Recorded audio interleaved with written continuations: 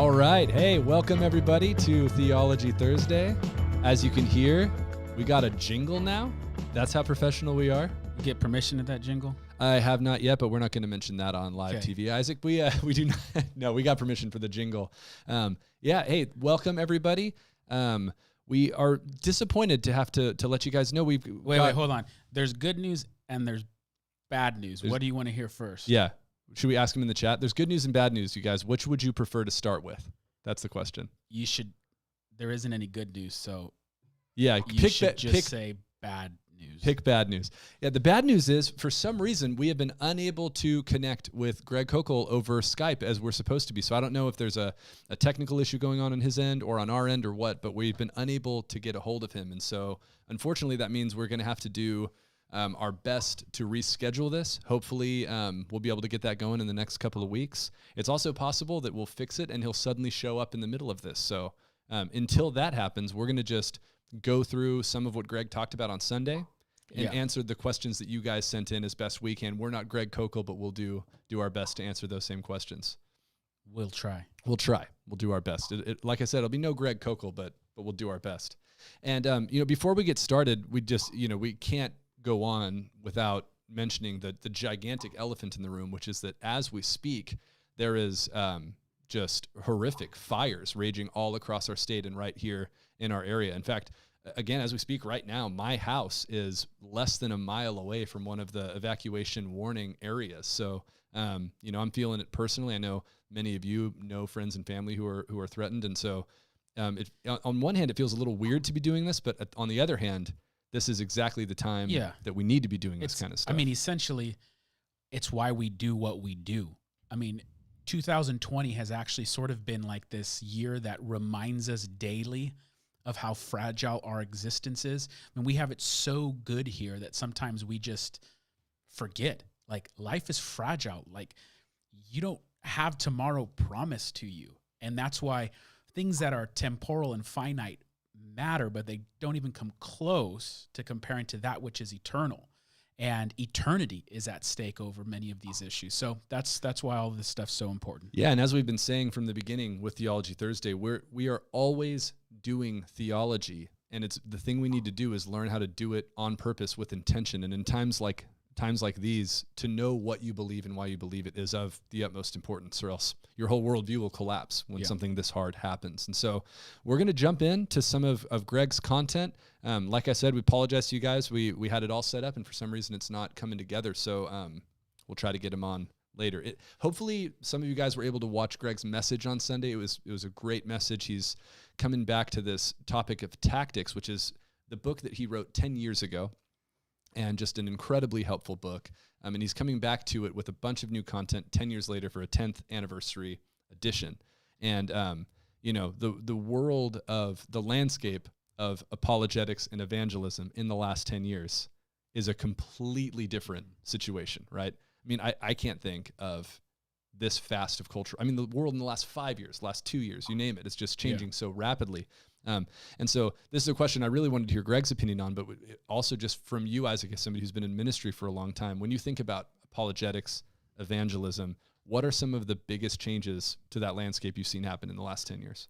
Yeah, I mean, probably the biggest change, just go back 10 years ago, and let's say you're a youth pastor, and you want to have a bunch of kids out on a night, and you're going to have this fun event, and you're going to present the gospel at the end. Like, all you had to do to get people to show up back in the day was like give them free pizza and say, we're going to give away an iPad at the end of this event. And people would show up, and parents would actually encourage their children to go to youth group because they thought it was good for them. And in a short matter of time, culture is no longer neutral to that, but antagonistic, so that parents are saying, I don't want my kids going to that church. I don't want them to go there and come back some religious freak. You want them to brainwash my kid for me, and so we used to be sort of neutral, and now there's just more of a suspicious attitude. Yeah. So you always have to come at every issue knowing that people don't presuppose what you presuppose. Yeah, it went from good to neutral to bad. Yeah, and it depends on the place, too. I mean, there's definitely tons of places, culture, that are favorable to Christianity, some places that are still neutral, and there's places that are more antagonistic. Yeah. And it's hard to get much more antagonistic than the Bay Area in 2020, Certainly, probably. I mean, we're like at the far end. And that's really crucial. And I'm sure many of you guys who've been Christians for a long time feel that in your workplaces and stuff like that, that maybe, when it used to feel normal to, hey, you get a new coworker and you just ask, hey, what church do you go to? And now you're realizing, yeah, I don't know why or when it changed, but I would not ask someone that now. And I actually think that's why Greg's book, Tactics, is so powerful and so helpful, because he has created a kind of system or an approach to apologetics that is designed to work in a variety of relationships. So whether somebody's antagonistic towards Christianity, generally favorable towards it, or knows nothing about it at all, his approach is like very non-aggressive, non-confrontational, just designed to kind of gently poke and prod at somebody's worldview in a way that's ultimately kind of safe. And so I think that approach is brilliant. He's all about asking questions and kind of trying to get people just to think without confronting directly.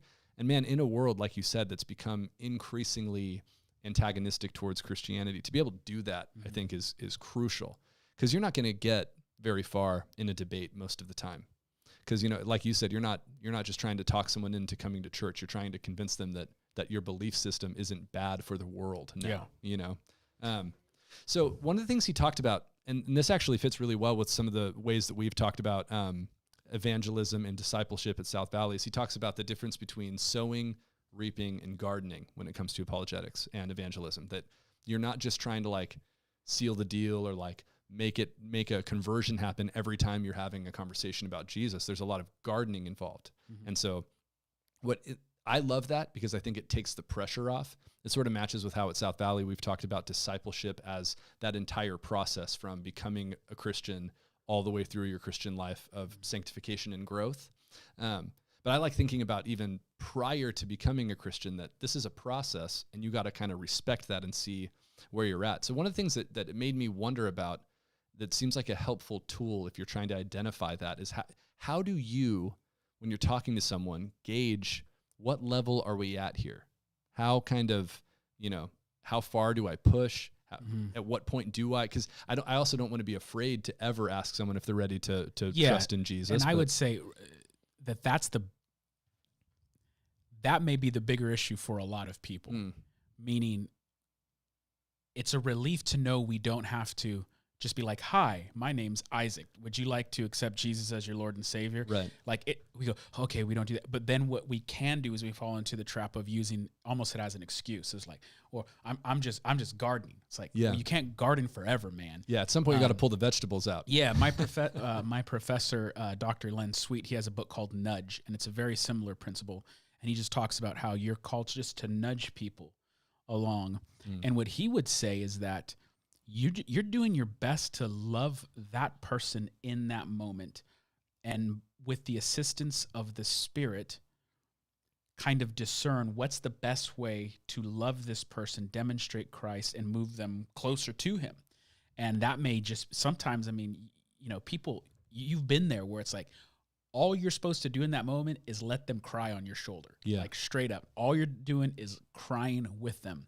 And in that moment to be like, hey, what would really help you right now is if you were a Christian instead of an atheist. Like that would be. Or this, I got this Red Bull.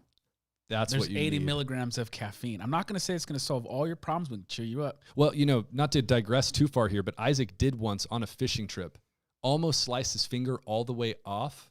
And he swears to this day that the thing that healed him was a drink of a Red Bull. Is that right? That's true. Yeah. That's true. The Red Bull saved my life. I'm also looking for some sponsorships. Red Bull saved my life. If you're watching. If you're listening, you saved my life. This is what happens when we don't have the guest on. But it's like, it makes sense that the first time, okay, we're going to call Greg Koukl up. We're going to get him live. It's going to be awesome. But we forgot it's the year 2020. So, of course, it's not going to work. It's the year 2020. Nothing works right. Yep. We're probably not even live streaming right now. That's true. It's probably, we're just talking to ourselves. It's like 2020, man. 2020. What do you expect? But yeah, so if we can somehow get back to whatever we were talking about, that idea though of, it's almost like a perspective shift on your intention. So, because I agree that the kind of gardening thing can really easily become an excuse. And you hear that the misuse of the famous quote, preach the gospel at all times and when necessary, use words, right? But people use that as a very intentional cop out that like, well, no, I'm going to very passively just let my example of how I live my life, be my gospel message. But the gospel is something that you hear and respond to, and you can't hear it. Paul says, how are they going to hear if someone doesn't tell them? Yeah. So I think, that's a mindset thing, that if you can think about what is my goal and what's the next set of moves that, helps to accomplish that. And again, this is sort of what we talked about last week and the week before. If you're actually convinced that this will be good for them, meaning I want them to know Jesus because that will save their eternal soul and heal their life in ways they'll never know. Yeah, it's the best thing ever. And so if you're actually convinced of that, that's the key, is you have to really want them to get it's not saved. like, I'm trying to manipulate you or just convert you so you could be on my team. It's like, no, dude, this is the best thing ever. Yeah. And so I think that's huge, is having a sensitivity to where is somebody at, and then trying to also at the same time, like Isaac said, become conscious of, am I backing off out of fear rather than, out of wisdom? Because there's definitely wisdom to knowing when to push and how hard to push. And I honestly feel like I've failed on both sides of that in my life, where I've gone too hard too soon and, asked somebody if they were ready to, what's one question? I don't remember. This might be a Greg Koukl thing. But it's one apologist talking about saying, what is preventing you from trusting in Jesus? Which I love that question as kind of the deal sealer rather than like, you want to pray a prayer with me right now or something like that. But knowing when to do that, I think it's treating each person like an individual, which I think is wise about it, that there's no one size fits all roadmap for apologetics. So another thing he talked about, and I think this is huge, and this is not just another thing he talked about, it's kind of the core of his entire concept, is asking clarifying questions of the other person. So instead of just like speaking and saying the thing that you want, which is what we usually do in all kinds of conversations, like just wait for your turn to make a statement. He's saying, ask a question to for your sake, clarify what they think, but also for their sake, force them to clarify what they think. What do you think are some of the kind of most common misunderstandings of the Christian worldview that could be fixed just by asking someone, what do you think I believe, or what do I mean? What do you mean by that? What are some of the things that people think Christians think that aren't true? Well, it's interesting.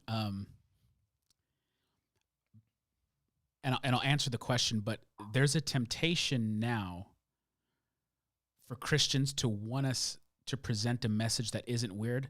So it's like, oh no, I don't believe this, or no, what I really believe is this. And before I get to the kind of, to answer the question, you have to know, like, what you believe is going to sound weird and strange. Right. Like, the gospel's foolishness to this world, but it's the power of God's righteousness and his salvation unto those of us who are perishing. So I want to preface that, because I think for modern people, our temptation is to want to take away anything that sounds strange. And there's a lot try to force more reasonableness onto what you believe than it actually has. Yeah. But this is the same issue that appeared in the early church. In the early church, the secular culture, the pagan culture at the time, thought when Christians said that we partake of the body and blood of Jesus, they heard that and said, "Oh, they're cannibals." Right. So one of the things the early church is like, "No, this is what we mean by it."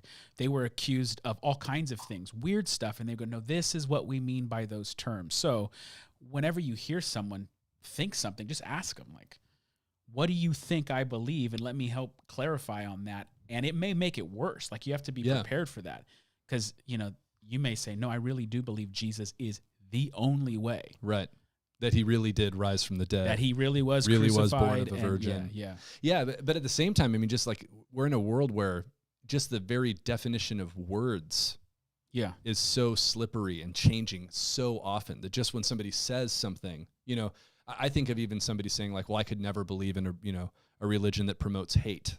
Yeah. And to be like, well, rather than jump straight to, well, no. Christianity is not a religion of hate. Stop and go like, well, what do you mean by that? to me, that sounds so powerful because it's not how I operate. Like I go straight to, trying to fix and like clarify, but just to hear, what do you mean by hate? Because you might find that what they mean by hate isn't what you mean by hate, and say, well, I believe, for example, you can disagree with someone without hating them. You can actually love someone while disagreeing with them, et cetera. So yeah, to be able to ask those questions is huge. But I love what you're saying about not having a defensiveness about the weirdness of Christianity. And that's kind of something that I think a lot of apologists hit on that's really helpful, is to recognize that, and Vince Vitale in the first week of our series talked about this, that everybody believes something crazy. Just the state of the world, how we got here, the existence of humanity and personhood and all these other whack, crazy philosophical things. Yeah, he had the good line about a virgin birth. Like, we believe Jesus was born of a virgin, but if you're an atheist and you don't believe in any religious structure, you believe in the virgin birth of the cosmos. Yeah, that's just as crazy. Something came from nothing. And so that can almost, I think, help to help you not feel so afraid of the weirdness of Christianity. Be like, everybody believes something weird, but they can't all be true. So what's the true weird thing, Let's do one more thing that I wanted to get your thoughts on, Isaac, and then we'll jump to the questions you guys sent in ahead. And guys, just to remind you, I know you all know this already who've watched a lot of these, but we'd love to get your questions live too. So in that chat box, if you have questions or thoughts, throw them in there. And just for those of you who arrived late, if anybody missed it, you're probably catching up in the chat anyway, but we were unable to get Greg Koukl on the call today for some reason, and so we're hoping to reschedule that, and we'll keep you guys 2020, updated. Man. It's going to be 2020. If it can go wrong this year, it will. Rest assured. So hopefully we'll get that going. But in the meantime, you get me and Isaac. So consolation prize though we may be, here we are, right? Yeah, it's 2020. 2020, you get Sam and Isaac. So he talked about he called it, I think, the tactic, the inside out. And this was the idea of kind of playing on the intuitive truths that are just built into humanity because these things are true, right? Things like the value of human beings and other, things like that are sort of universally accepted, even by people who don't ascribe to a faith system. And the first thing it made me think of is that in our society, at least here in the Bay Area, in the modern West, we are losing our grip on more and more of those intuitive truths as a culture. And so it seems to me like there's fewer and fewer kind of like enduring truths that you can always assume that someone will believe in and just, use that to kind of guide them toward a Christian understanding of it. But what do you think, and I know you've done a lot of work on this idea of kind of the thing that is deep within somebody, that sense of meaning and purpose. What do you think are the things that are still kind of enduring, permanent, like even in this society, stuff that as a Christian, you can assume someone believes deep down whether they know it or not? Yeah, two couple thoughts on that. One, at least here in this culture, most people, we talked about this on week one when we started these Q&As, that most people believe that all human life has intrinsic and innate value. We may, like for instance, there's a debate about when does life start, but most people will still say there's some innate intrinsic value in all life. So you can use that for your advantage, because well, why do you think that? Where did you get that from? That's not just a given, because most people throughout human history didn't think that. Right. You've inherited that ethic somehow, and you may disagree it came from Christianity. You may not like that it came from Christianity, but you inherited that somewhere along the lines. And the opposite end of that would be if someone wants to say, well, I don't believe that. I don't. Well, right now you can show people the fruit of that. This is something a theologian by the name of Os Guinness said to me. He goes, right now Christians have an amazing opportunity because you can demonstrate the fruit, like show them where this leads. And it always leads bad. And we're actually seeing that right now before our very eyes, is when there's an abandonment of transcendent ethics, universal morality. The society, it can't even hold together anymore. And there's factions and friction between those factions. And then you get chaos. And That's the type of stuff we're observing right now. And so it's almost like, in that sense, you're talking about pointing someone to the deficiency of a world without that, right? Yeah, you're talking about showing this is what happens. And when life hits you hard, which it will, you have to have some type of transcendent meaning or purpose to get you through that. Yeah. If you have purpose, man, you can go through hell and back. Yeah. But without that, it becomes very difficult to sustain existence, because existence is very painful. Life is filled with suffering and hurt and pain. And if you don't have a reason why to overcome that, you'll be trapped. Yeah. And by the way, that's another thing we're observing. As we've lost transcendent meaning and value, we're all becoming more miserable. Yeah. More depressed. Yeah. More filled and with that's, anxiety. that's like data. You're talking about data, like rates of anxiety, depression, self-harm, suicidality, all steadily going up in the Western world. And also parts of the developed world, and even places like Japan and stuff, where when you start to lose that sense. And it's interesting. I think we talked about this a couple of weeks ago, but that's that Viktor Frankl idea, right? From Man's Search for Meaning, that the physically weak with a will to live that transcends himself will outlast the physically strong. It makes me think also of the biggest highs in life that without transcendent meaning become so empty and like gross. You know what I mean? So if you think about your children or your wife or your husband, like the moments of pure joy and love and bliss, I think there's something powerful. This is something you've told me before, Isaac, that just as an apologetic to point to the biggest loves in someone's life. Yeah. Say, do you really honestly believe that your love for your daughter is just neurons firing? Yeah. It's just something that humans developed in order to preserve the tribe. It's just a construct. Love isn't real. It's something socially constructed, convincing you to find a mate and propagate and protect your child for the survival of the species. Yeah. It's nothing more than that. And to Greg Koukl's point, there is something in the vast majority of people that knows that's not true. Yeah, that exactly. knows this is not just chemistry that makes me feel this way. And so it's interesting that it's both the thing that in somebody's ultimate joy is something you can point to, and something that in just the depths of misery and crisis you can pull from. And man, in times like this, Christians, everybody who's watching, this is the time to get this stuff dialed, to become comfortable talking about the goodness of God in the midst of really hard times. And so, hold on, this is awkward on air, but I'm getting a phone call, and it might be Greg Koukl. That's why I checked my phone a second ago. I think it is. Hold on. We'll see if we can figure out how to get him Let's on see. Skype. Keep it on me. I looked at my phone a second ago because I thought This it is Sam. was Greg too. Let's see.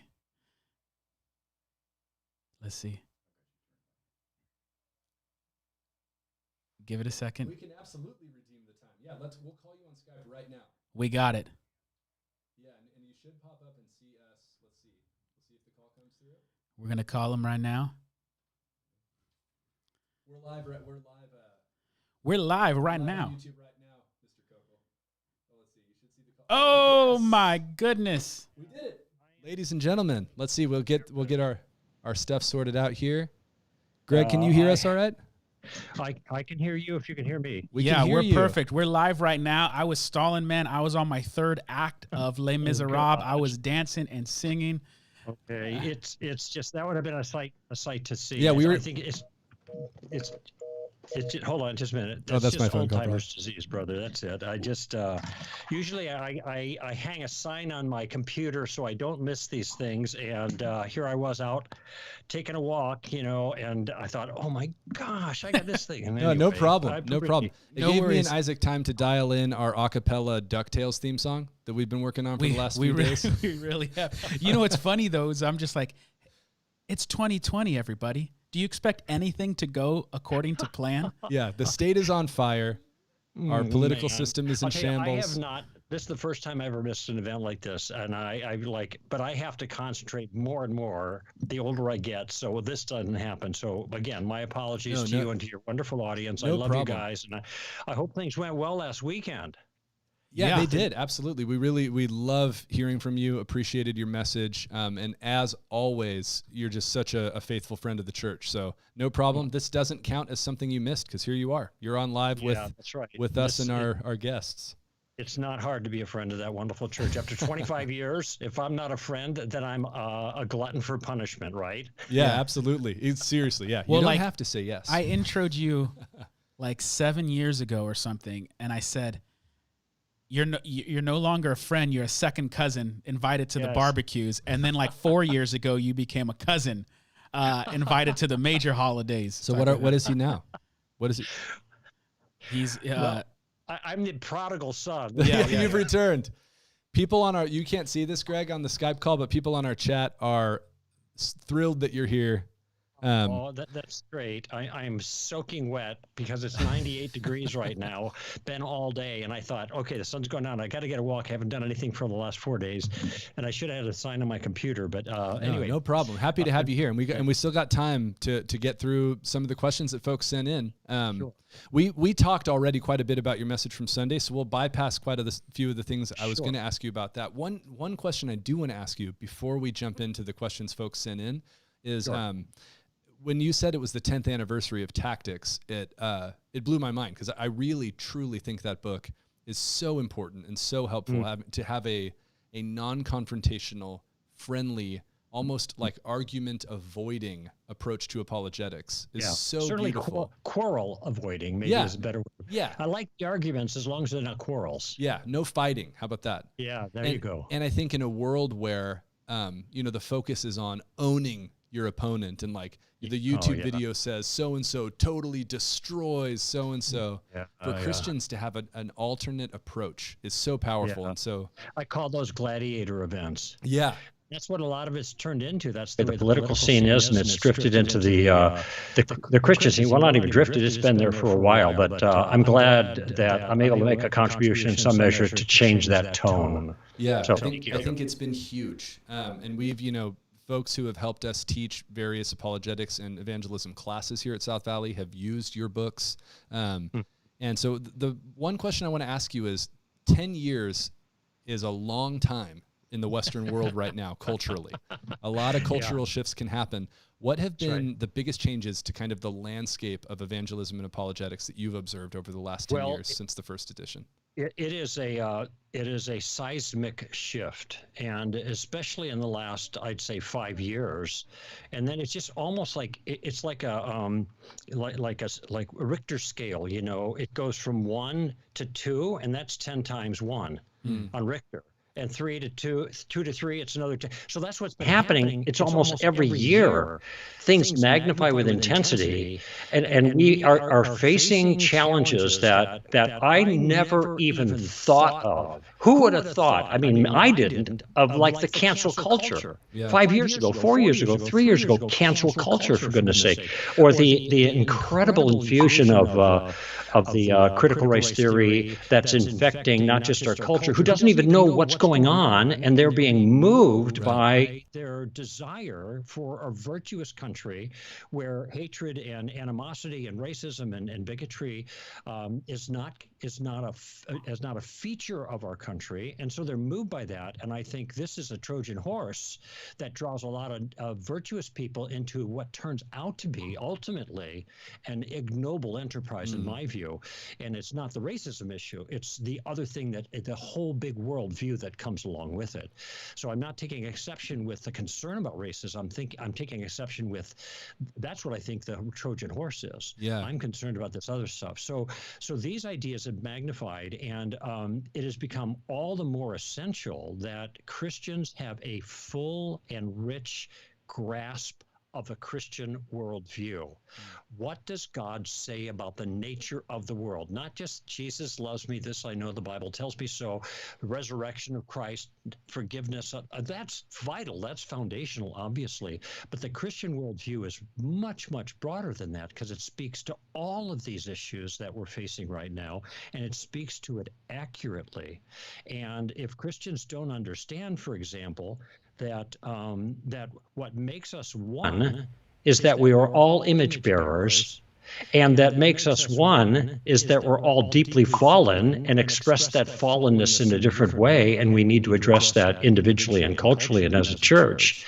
Then we see the unifying aspects that we can, and when there are problems, we have to treat people with nobility, the nobility that is appropriate to their stature, their state as human beings made in the image of God. And that's the kind of thing that's going south here, you know. And so anyway, I mean, I have a lot more to say about that, but that's not really the topic. The point I'm making is there's been a convulsion in our culture that has emphasized more than ever the importance of understanding the nature of reality. And that's the way it's God's world. So he's telling us how the world really is. And as far as the tactics is concerned, it has never been more obvious to me how helpful a tactical approach, the diplomatic diplomacy rather than D-Day kind of approach, and the asking of questions and drawing people out and gathering information and understanding their view in a charitable and an accurate way before we begin to try to help them see what might be wrong with that and to consider an alternate view of reality, the true view of the story of reality, as I like to put it.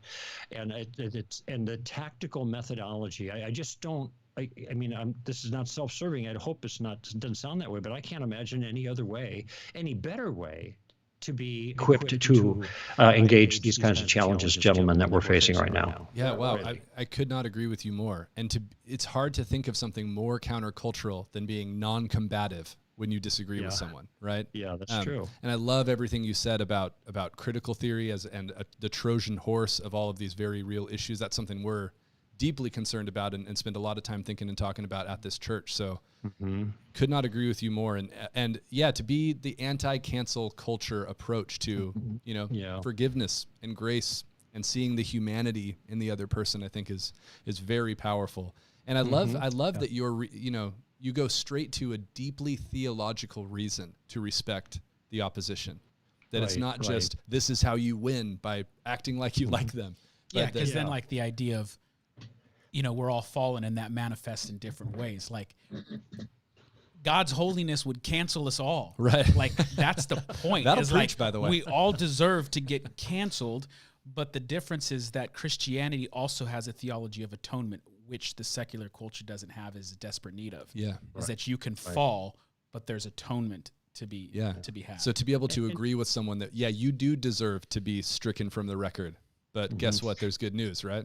And ironically, in certain segments of Christendom here in America, there are large segments of people that are just abandoning that full force, the atonement, for example, and the good news of the gospel, the good news that we are rescued. Instead, it's been directed elsewhere into politically correct causes that make things comfortable for those people to identify as Christians, but not be at cross purposes with the culture. But they need to be at cross purposes in those very areas where the culture is at cross purposes with God. And this is where you've got this division with the progressive Christianity on the one side, and those who I think are actually trying to be faithful to Jesus. And that is, they believe the same things that Jesus believed, and they follow the commands of Christ. Yeah, that is great and so wise. I mean, we could sit here and unpack everything you said for the next hour, but we'll jump to people's questions. A question that came in from Susan Mister. She said, "Thank you for the informative, somewhat simple tactics use when gardening for Christ. My concern is that with questions back and forth, eventually defensiveness wins. Could not a seed be planted by just being excited about how the Lord has worked in my life since being baptized in December 2018? Here at South Valley, by the way. I'm certainly not shy about sharing what has been so obviously God's plan and timing through some difficult seasons in my life. Right. So good to hear you again at SVCC. That's so sweet. I think that there is some merit in that, but it's limited. Okay. This is kind of like giving our testimony. All right. Well, I became a Christian in the Jesus movement in Southern California, and we had special projects during the summers, and we gave testimonies, and these really had a lot of currency back then.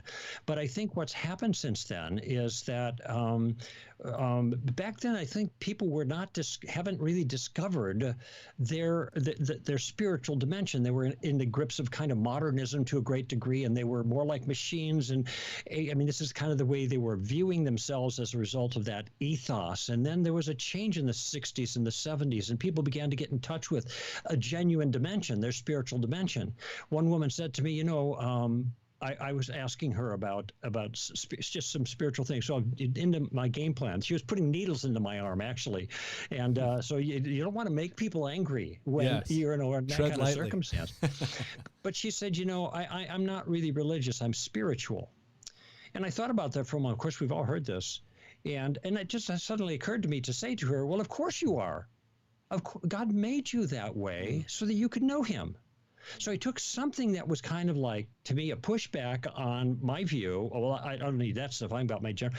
And I tried to spin it in a way that was consistent with our worldview, because that is true. But notice, though, there's a lot of people who are like that. They're spiritual, not religious. And what that means, and this goes to the question, is that they haven't experienced also. They have something that has made their life satisfying, and at least for the moment. They've discovered something that's been rich and powerful. And so when we give our testimony and share the great things that Christ has done, certainly God can use that. But there's a competition that we have now with other people who have other satisfying testimonies for themselves that are not, at least temporarily, satisfying, and they're not Christian. And so what it does is it feeds into a relativistic notion of spirituality. Oh, that's great. Oh, I'm glad. Man, yeah, you have a wonderful thing for you. I'm glad that made you so happy and fulfills you. Now, I believe in Buddhism, and boy, that really fills me. And so now we're just one of many experiences. And so this is why I think there's an additional step that's necessary, and Paul talks about it in 2 Corinthians in chapter 10. He says, we are tearing down speculations, theories, essentially, and every lofty thing that's raised up against the knowledge of God, which shows that we not only are to have a defense against false ideas for our own well-being, we have to have an offense regarding those ideas, false ideas, so that we can disabuse them from other people. That, by the way, that word disabuse doesn't mean that we're abusing them. Right. It means that we're trying to take away. I know you know this, but other people are listening and say, wait a minute, that doesn't sound very diplomatic. We are taking away the false ideas that they have. So I think that there's a place for that. And for a lot of Christians, this is a nice place to begin because it's something they're familiar with and it's real. Okay, and it's something God can use. Paul gave his testimony, twice, at least in the book of Acts. We see that. However, and even John starts with the things that we have seen, the things that we have held, the things that our hands handled concerning the word of life. These we testify to you in 1 John chapter 1. So there's a merit to that, but in this ethos that we're in now, I think it has limited application. And for the reasons I mentioned.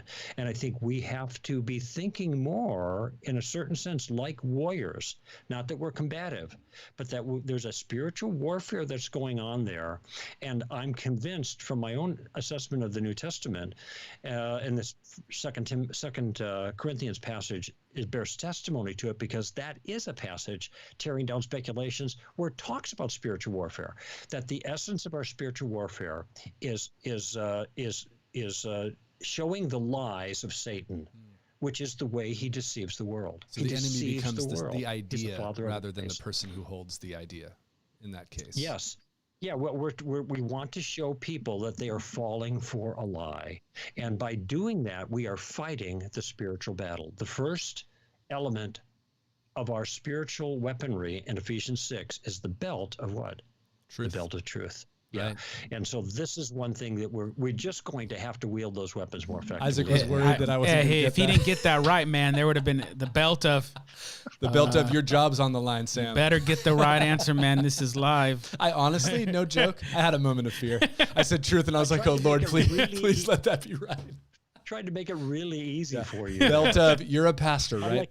Like the sword of the spirit. Sword of Gondor. That's such a great answer. And what you really, exposed there that's interesting is the strength of a testimony is almost also its weakness. That it's undeniable because you're not making an epistemological claim so much as just saying, this is what happened to me. But that's right. It's a subjective claim. Right. So it's undeniable, but also kind of lacks weight because of that. Well, yeah, you can't fight it, but our LDS friends have a testimony, right? And they're ready. And in its fact, it's front and center in the way they communicate their convictions. So, yeah. So yes, but. Yeah. That's great. What a great answer. Matt White asks, what role does prayer have in gardening and evangelism? Well, it's interesting. I just wrote a piece about this, not so much about prayer specifically, but it folds into this, and that is the role of the Spirit and the role of the Christian. What does God do and what does the Christian do? So I'll give you the general take on this. It's very simple, actually. It's the way I view it is it's 100% God and 100% man. It's not all of God and none of me. It's all of God and all of me. And it sounds like the formula about the humanity and deity of Christ. It's a good thing to remember. But it means that God is 100% responsible for his part, and I am 100% responsible for mine. Okay, so I am to be gracious and communicate the truth as effectively as possible and as faithfully as possible. And God does everything else. Okay. Now, my part in prayer is to, and here I think of prayer in two aspects, the active part, and it's to pray and ask God to make a difference. So if I have an encounter, I don't pray up before those encounters because unless it's scheduled, like a debate or something like that, or this event, I'm praying this morning. I didn't pray hard enough for being on time, unfortunately, but I'm praying this morning to get prayed up for the event, right? But most of the times there's an encounter. And the best I can do in the moment is say, help, God. That's my quick prayer, okay? And then I am trusting. My attitude is one of trust. And so this is the passive part of prayer. It's the active trust that God is going to work through whatever I offer by his grace. And if anything happens, it's because that he is doing it. Now, after I'm done with an encounter, I don't know that I always do this, but I frequently will bow my head on my own and pray for that person, that God takes what was said, bears fruit that remains. Okay. And I leave it there. So for me, I have the general attitude. I got my job and God's got his. I don't do his job. And he doesn't do mine. He's told me what mine is. And so I'm going to try to do that. I'm going to try to be prayed up as much as I can for the circumstances I know that are coming. When I find myself in one, I'm going, help, and then my attitude is one that God is with me to do his work. And then when I'm done, I commit that person to prayer. So it isn't like great. I'm always kind of in the heavenlies, that isn't the way it works. Look, you think of it this way, and I like military metaphors because I think they're so apt, but as long as people understand that we're not having that kind of a fight, okay? But when you train for battle, okay, you train to develop muscle memory in the skills that you have to execute without thinking when you're in the heat of it. Okay. And so it's the same thing here. This is what the tactics are about. I'm actually writing a book right now called Street Tactics, where I take the tactics ideas and then I build conversations that people can kind of memorize the first couple lines. So when they get hit with something, they're not surprised by it. They can say, okay, bang, there it is. There's that muscle memory, and they can start moving into a tactically sound conversation with somebody. So what this means, though, is for me, I mean, people may be different on this, but it isn't like I've got one ear to the heavens and I'm thinking about the Holy Spirit working and I'm kind of caught up in the moment with the spiritual splendor. No, I'm working. I'm using my tools. I'm using my weapons as I can in the moment. I'm concentrating on what's in front of me. But my attitude is one of trust in the Lord, that he's the one that's going to have to make a difference here. And that's great. You're talking about almost like a posture that's prayerful rather than having an almost magical idea of what the prayer does for you. You don't want to start an evangelistic conversation and be like, oh, I didn't pray this. There's no way this is going to work. Right. And that's right. Treat it like it's magic. Yeah. Yeah. That's great. Super helpful. We have another question here. This is a good one from our friend Jacob Serpa. He wants to know, where is the line at which we accept that someone simply doesn't want to believe? where we accept that further conversation won't be helpful? Well, that's a little bit of a tough call. It's a judgment call in any circumstance, okay? And if I sense that a person is not there, I guess there's two extremes here now, and that I think about it. And in the book, I write out about one extreme. The first one is if I just sense the other person's not interested. They don't want to go there. Well, I'm not going to go there then. I'm not going to try to push the river. Why should I do that? Why should I try to annoy somebody with spiritual conversation they don't want to hear? That just bruises the fruit. So if they don't show any interest to my probes, my initial steps with the game plan, asking questions, gathering information, well, all right, I'm going to let it go. I am not convinced that every encounter is a spiritual, a divine appointment. Okay, sometimes we're just ships passing in the night. In that sense, I think there are coincidences. There are things that happen that don't have any deep significance to them. However, if I'm on the other end, then if I'm involved and somebody wants to stay engaged, well, I'm going to stay engaged. I just thought of a third element here, kind of in the middle. So that I had the one extreme, they're not interested, I don't go. Make a few probes and let it go, let it die a natural death. Another thing is, so I'm in a conversation and I think the people are interested and I hear a bit. Remember, my goal is just to put a stone in their shoe. Right. Now, if they want to aggressively engage in a thoughtful way, I'll keep going, but I'm watching to see if, in a certain sense, if they've had enough to think about for the moment. Okay, so you want to ideally leave a person a little bit hungry. Right. If you've given some interesting things and that's a positive thing for them, you don't want to push too far so that they're drumming their fingers on the table saying, okay, right. I've had enough. And maybe they don't want to talk to you next time they run into you, right? There's the guy who won't shut up about X, Y, and Z. Exactly. So this is, again, something that we have to, watch their eyes, and if they're looking at their watch, they're looking over their shoulder, don't push it too far. This is my opinion. Some people don't agree with this, fine, but I'm just saying you don't want to bruise the fruit. Give them something to chew on and let them chew on it. That's good enough for me, okay? Yeah, and the stone in the shoe metaphor is really helpful there because it almost removes the panic, you know what I mean, that some people feel in a evangelistic conversation that like, oh my gosh, if I don't close this deal by the end of the conversation, exactly. then I failed in some way. This is the advantage of thinking about gardening rather than harvesting. And incidentally, Jesus almost never closed the deal. If you read through the Gospels, in fact, even in the book of Acts, the deal gets closed, but it isn't because the disciples are having an altar call or inviting people to receive Christ. Acts chapter 10, there is Peter communicating to Cornelius, and he's communicating the gospel that they're there to hear. He doesn't have an altar call. All of a sudden, the people start speaking in tongues. Right. It's because they are believing on the basis of the gospel that is being communicated in that moment. Okay, so that's the halfway point. So at the one side, but the other extreme is when the other person wants to keep going because he's trying to plow me under.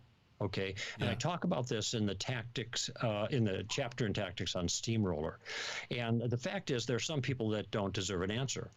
And Jesus talked about this, I think, in Matthew chapter 7. He said, "Don't throw your pearls before swine. Don't throw your what before dogs? I can't remember the line, but he said, you can't, because they're going to trample them under feet and turn and tear you to pieces. So if your sense is that you have somebody you're talking to that's taking the valuable thing that you're saying is just trampling it underfoot, and they look like they're about to tear you to pieces, this is a good time to exit stage left, And be sure to call them swine on the way out, if possible. That's right, yeah, that's right. And I think what I say in the chapter on Steamroller, where I talk about this, I say, just let them have the last word. Say, okay, well, we have a disagreement on here, and we're not going to agree. I just wanted to offer the thoughts, but I'll let you have the last word. And then you let it go. Because these are people that are not at that moment interested in listening. They're interested in winning. Right.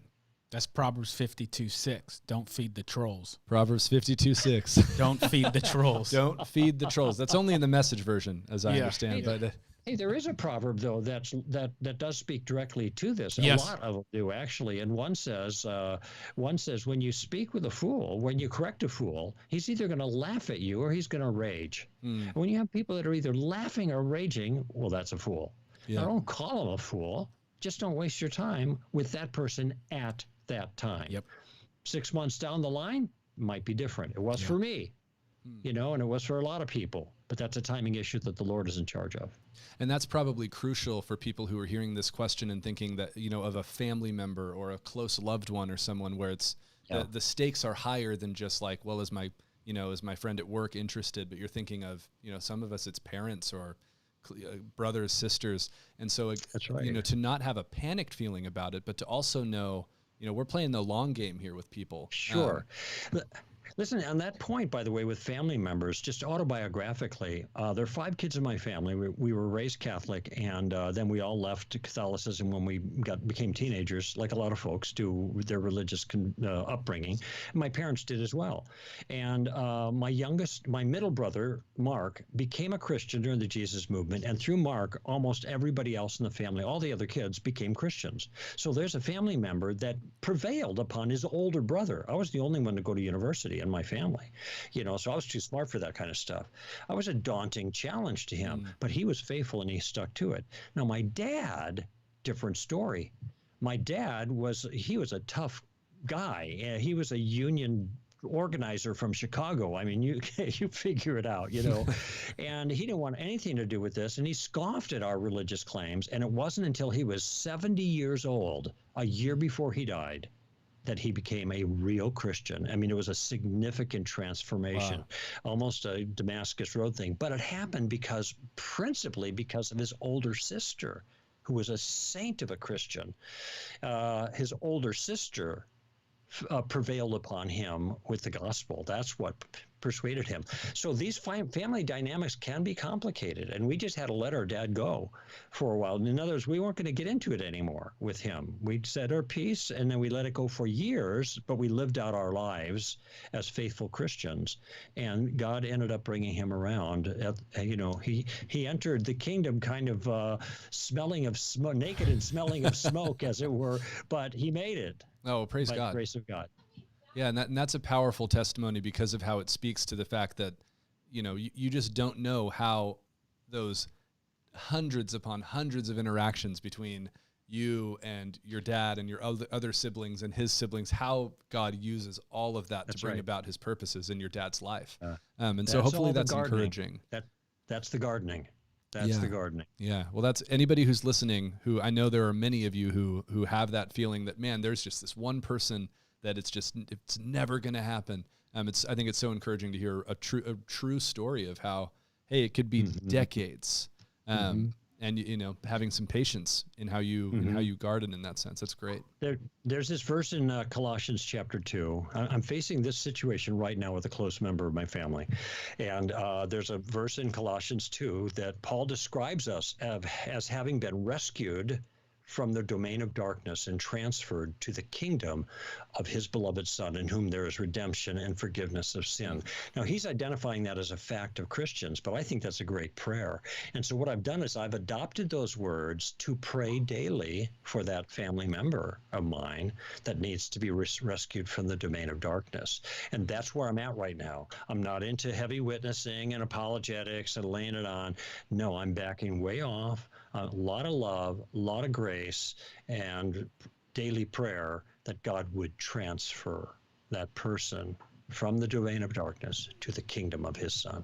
Yeah, that's where prayer comes in. That is powerful, and again, so practically helpful, I think, for people who are listening. Greg, we've got time for one more question.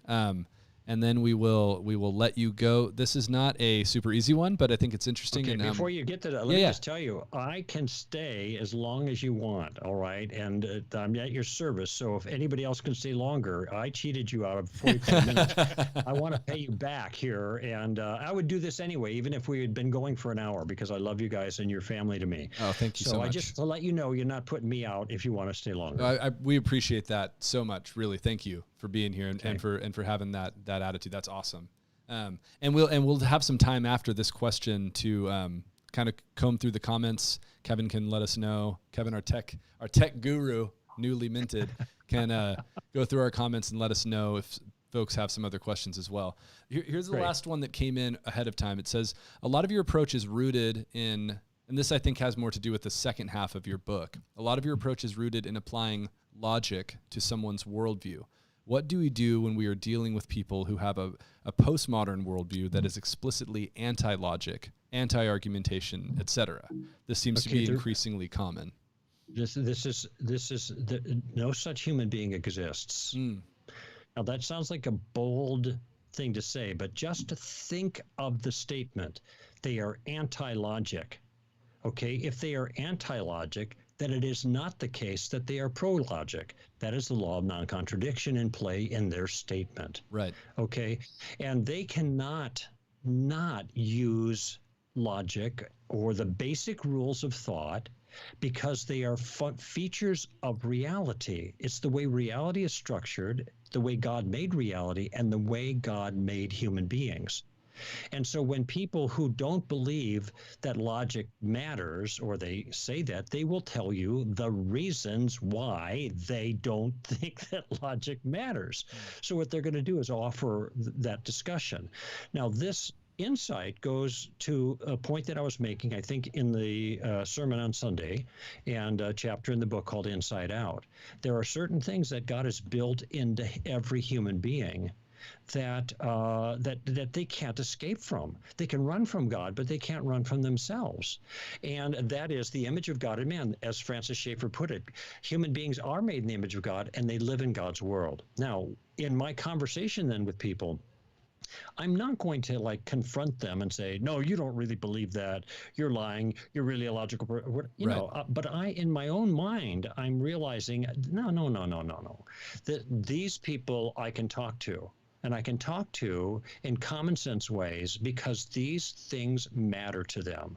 They matter to them every single day, even if they sound like they're embracing postmodernism, and that is a hurdle. I don't deny that. That is a hurdle. But all of these postmodernists, when they're not defending philosophical turf, are common sense realists when it comes to the world, and also to morality, by the way. So because I know that, I listen carefully to what they say, and I honestly, I've received this objection, or this concern was raised more with Christians about the process of engagement than I've actually encountered it. That's interesting. With people that I talk to in the street, as it were, or on the campus, or wherever I happen to be. There's only one time that I can recall that I explicitly encountered this, and this was during a Q&A session after I did a lecture at Berkeley. And at Cal, there was a massive group of people that were there. It filled the auditorium, overflow rooms, and there was a young man that said he was pressing this particular point about postmodernism. And I said to him, well, wait a minute, let me just see if let me see if we understand ourselves here. So you know that the what did I say? The square root of 4 is 2, right? And so I'm trying to just draw from a common sense mathematical fact, okay? That's not going to be vulnerable to some postmodern objection. Right. And here's what he said. He said, well, this is what my culture has taught me to believe. Right. I said, wait a minute. You know what 2 means, right? Yes. You know what 4 means, right? Yes. You know what a square root means, right? Yes. Can't you just see that 2 is the square root of 4, regardless of what your culture says about it? Well, that's what my culture has taught me to believe. And so what I said to him at that point, so he was holding his ground, right? Foolishly and foolishly to the whole audience, it seemed to me. And so I just said to him then at that point, and it was a friendly engagement, but I said to him during that Q&A, I said, well, if we have no grounds on which we can even communicate anymore, because even the meanings of words and the structures of sentence are dependent on these kinds of things that you're pretending like you deny. Right. So I don't know what we can say anymore. I learned later that in the overflow room, people were making paper balls and throwing it at the screen. They were so bugged at the guy. He's getting booze from the background. Student told me afterwards, because it was so obvious to everybody that this just wasn't cogent. This wasn't sound. This made no sense. And I think that, like I said, we can rely on the fact that most people are common sense realists, unless they're genuinely mentally ill. And I don't say that disparagingly, like those people who believe that are nuts. That's not what I'm saying. Those people don't believe that. And the people that really do believe that are genuinely out of touch with reality. And that's very, very few people, thankfully. And ironically, most of them, it's a heavy dose of this is what my immediate subculture has taught me to believe about reality, right? Yeah. So I like what you said about that, almost to, rather than a head-on, frontal assault on that, just to recognize that whatever they say they believe, they're living in a world that plays by these rules no matter what, and acting according to them every day, and you can still use that. And all you have to do is listen, just listen. And then they're going to violate their own standard in a split second. And that's when you say, wait, now I'm all confused. Now you just told me that, like, you don't operate by the laws of rationality, right? And yeah, that's right. Okay. So then you told me this, and it would be an expression of how they are operating by it. Or one way to do it too is this, so then you do operate by the laws of rationality. No, I said I don't. So therefore you do. Wait, well, what are you saying? Well, it's either you do or you don't, because that's the law of non-contradiction, the law of new excluded middle. I mean, see, those things are in play. So this is meant to demonstrate, if you live by those, if you really live by that, nothing at all makes sense in any way, shape, or form. Yeah. But because we're human beings made in the image of God, we cannot live that way. Right. Yeah. No, I think that's great. It's almost like the world works this way, whether we're going to acknowledge it or not. And I think especially, when evangelism is taking place in a friendship capacity, then it's not going to be, a one-on-one battle about logic and reason, but to just watch how someone lives, right? Yes, and that's see right. If they can and actually how they live react, that way. Especially watch them react to things when their guard is down and they're not defending turf, and their reaction will betray the truth that is built inside of them. That's the inside-out tactic. Yeah, that's great. Super, super helpful. I'm going to take a quick peek through the comments here. I'm seeing a lot of people thanking you for your testimony and saying how helpful it is, and how they're, praying this for their own children as well. Children, family members. Yes, hard. And so, yeah, it's so difficult. And most Christians, I would say, have at least one close family member that they feel this way about, right? And so, yeah, again, thank you for that. And Greg, thank you so much. I'm so grateful that we got you, that we made it work and got you on here. 2020 did not triumph. Man. It's humbling. No, yeah, 2020 did not win the day. Yeah, we'll see. I might get evacuated from my house later tonight, but at least the interview happened.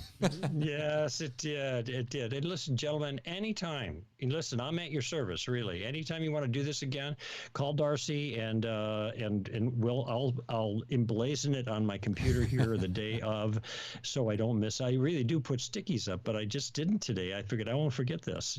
Yeah. No, truly no problem. So great to have you here.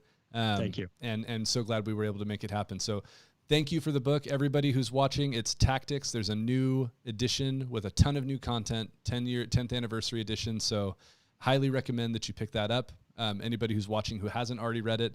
And again, Greg, thank you so much for being here. God bless you. Hopefully we'll talk to you again soon. You're welcome. Love you guys. Look you as forward well. to next year. All right. Bye-bye. Thanks so much. This is where, once we get really professional, we can have like a giant, like, applause, like just a massive. Wait, Kevin, is he going to pick the right one?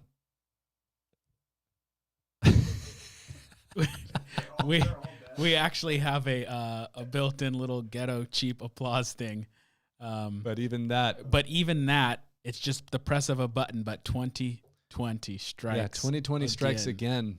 And we can't, we're asking a lot of Kevin right now. He's monitoring a lot of different things. Well, we're thankful for Greg, and sorry a little bit for the delay, but that worked out. Next week we have the brilliant Hugh Ross, astrophysicist, talking about a Q&A. This is the guy to ask questions. He's as educated as you can get, truly a genius. And so as you are watching Sunday's message, I really encourage you, be writing down questions you have. You can email them to me again, sam@svccchurch.com. Shoot in your questions, and happy to have live questions as well, but please email them to me ahead of time. And yeah, we're looking forward to having him on here. There is a legendary story of me just trying to keep up with Hugh Ross's brilliance while I drove him from dinner to his hotel room when he was here as our guest a few years ago. So we'll see how we do in the interview. But the man is brilliant, and we're thrilled to have him coming on. So join us for that next week, 7:30. Until then, stay safe. Love you guys. If you are in a situation where you need help. Oh, yeah, there we go. We got it. Kevin got it. Reach out to us if you need help with the fires as well. Love you guys. God bless.